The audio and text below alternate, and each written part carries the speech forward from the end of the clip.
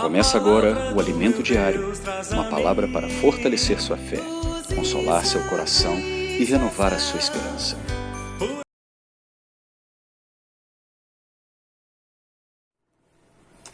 Amados irmãos, Jesus é o Senhor. Bom dia. Nessa terça-feira nós temos a oportunidade de ruminar a segunda semana do nosso alimento diário, que é justamente combater o bom combate. E a palavra de hoje, ela fala sobre correr a carreira que está à nossa frente. Amém? Louvado seja o Senhor.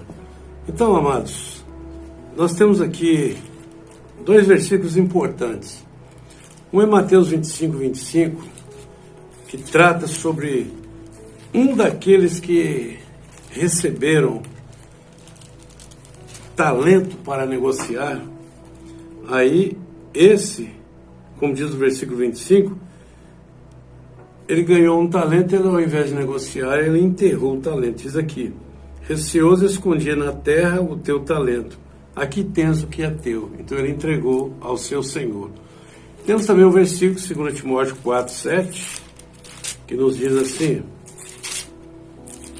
Esse versículo diz assim: combati o bom combate, completei a carreira e guardei a fé. Amém. Bom, o apóstolo Paulo, conforme esse versículo, próximo ao fim da sua vida, ele declarou que já havia completado a sua carreira. Antes ele tinha dito que combateu o bom combate. Agora, sobre a carreira que fala no dia de hoje, é uma palavra no grego que significa um curso, uma corrida, que tem distância, que tem aclive, tem curvas, que tem declives. Esse é o curso para a corrida. Isso quer dizer que Deus traçou para nós uma corrida. E nós devemos correr essa corrida com esses obstáculos, curvas, aclives, declives, mas devemos avançar. Graças a Deus. Então, o desejo de Deus é que nós corramos. Mas para correr essa carreira, nós temos um versículo aqui, que é justamente Hebreus capítulo 12, como devemos correr. Diz assim, versículo 12:1. Portanto, também nós, visto que temos a rodear-nos tão grande nuvem de testemunhas, desembaraçando-nos de todo o peso e do pecado que tenazmente nos assedia, corramos com perseverança a carreira que nos foi proposta. Amém? Então, tem uma carreira diante de nós, como nós falamos. A palavra propôs aqui, que foi proposta a carreira, no literal, ela é aquilo que está diante de nós. Amém? Agora, essa palavra significa também no português moderno, significa por diante de. Por diante de.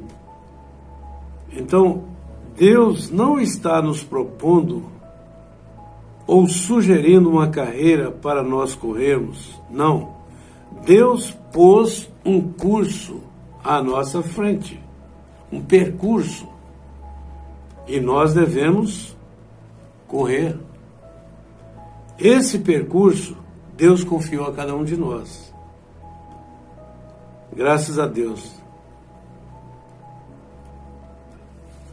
Ele espera que nós corramos. Tem até um hino muito importante, que é o 328, que fala sobre que à nossa frente uma carreira, um caminho para triunfar. E Deus já nos ordenou, aleluia, firmemente para Ele olhar. Amém? Então, a Bíblia nos ensina a carreira que nós devemos correr. Mas correr como? Aí diz aqui, ó, versículo 2. Olhando firmemente para o autor e consumador, ou melhor, inaugurador da fé. Quem é? Jesus. Nós temos que correr olhando firmemente para Jesus, que é o autor e inaugurador da fé. Amém? Então, nós não corremos aleatoriamente, nós corremos com um alvo, com uma meta, corremos olhando para Jesus, firme, olhando para Jesus, firmemente, pois, olhar para Jesus. Amém? E Jesus, nós sabemos que em troca da alegria que estava proposta, ele suportou a ignomínia, não fazendo caso, né? Suportou as afrontas, não fez caso da ignomínia. Amém. Ele tomou o fardo e foi ao Gólgota, carregando sobre si o madeiro. E ali nós vimos que precisou de um africano ajudar o Senhor a carregar o madeiro. O nome dele não fala o nome dele, fala que ele era um sirineu, um homem do campo. Ele era Alexandre, né? Esse também ajudou o Senhor a carregar o madeiro. Ele foi após o Senhor, sustentando, né, aquela estaca. Ele ajudou o Senhor. E isso prova que o Senhor, ele foi à morte por nossa causa. Alguém o auxiliou a carregar esse madeiro. É por isso que ele não fez caso da ignomínia. Amém? Da vergonha. Tinha alegria proposta para ele, mas ele preferiu a ignomínia. Não fez caso. Suportou o sofrimento. Então, esse Jesus, né, nessa passagem aqui de Hebreus, mostra que, por que nós estamos olhando para ele? Devemos olhar para ele. Por quê? Quando nós vemos o capítulo 11, todos aqueles que correram a carreira, como no tempo, né, desde Adão, nós vemos aqui a experiência de vários, por exemplo, a partir de Noé, Abraão, Moisés, todos esses correram, Enoque, correram a carreira. Isso está no capítulo 11, fala assim no versículo 39 e 40. Ora, todos esses obtiveram bom testemunho por sua fé, não obtiveram, contudo, a concretização da promessa, por haver Deus provido coisa superior a nosso respeito, para que eles, sem nós, não fossem aperfeiçoados. Então, vejam bem, essas testemunhas que já dormiram no Senhor, viveram por fé, eles correram a carreira que Deus lhes propôs. E eles não foram coroados, como Paulo mesmo disse que não foi coroado, mas que ele aguarda que nós, desde esses 2000 anos, até nós hoje, que nós corramos com perseverança essa carreira, olhando firmemente para Jesus, sem vacilar, nos desembaraçando de todo o peso e pecado que nos assedia, corramos com perseverança essa carreira, até nós chegarmos na meta, que é sermos premiados.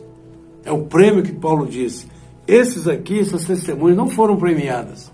Paulo também disse que não foram, porque eles aguardam que nós também corramos, todos nós que amamos a vinda do Senhor, que também nós corramos para alcançarmos juntamente com eles a coroa da justiça.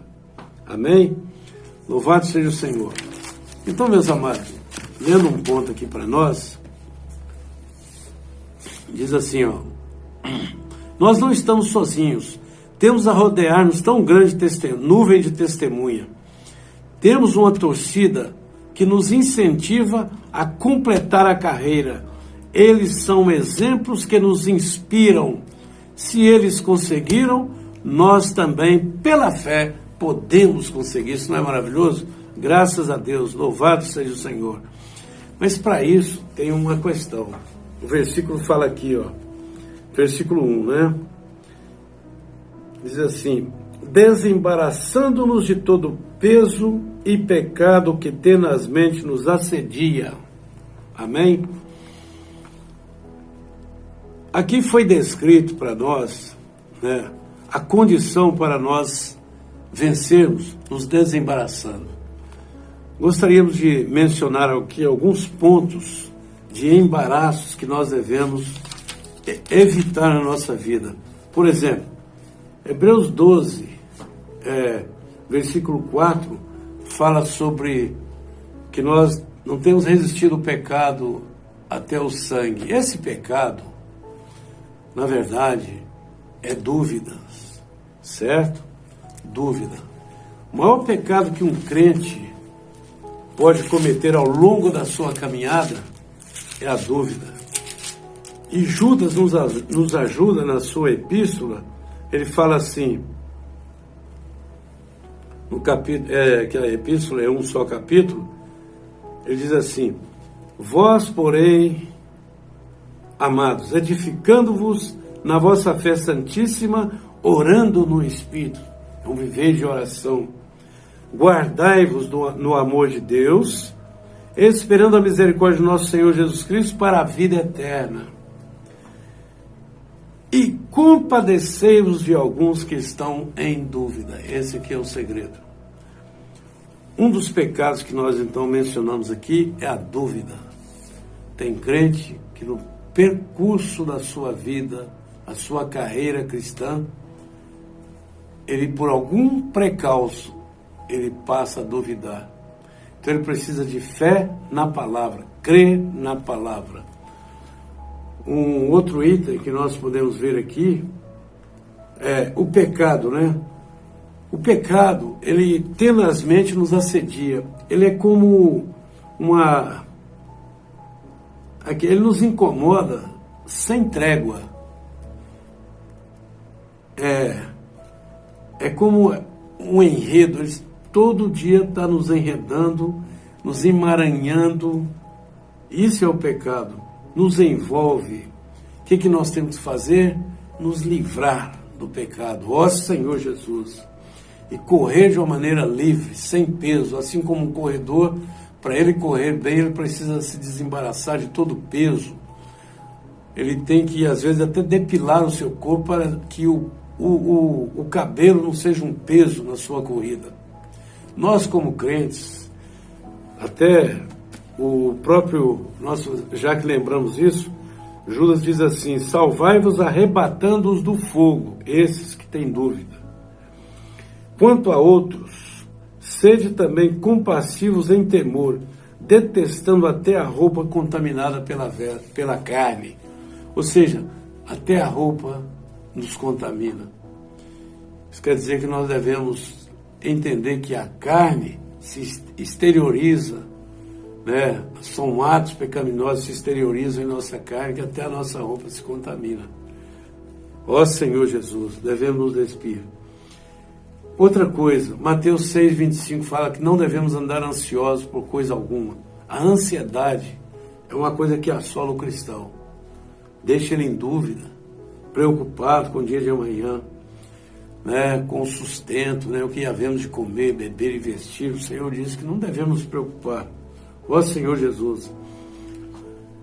E outra coisa, os que têm medo de servir, né? É como nós lemos Mateus 25.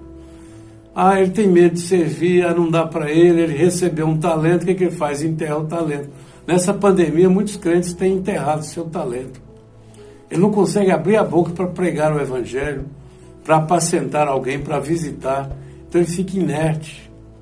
Senhor Jesus, isso é enterrar talento. Precisa escavar, liberar o talento, porque o Senhor vai pedir conta a você.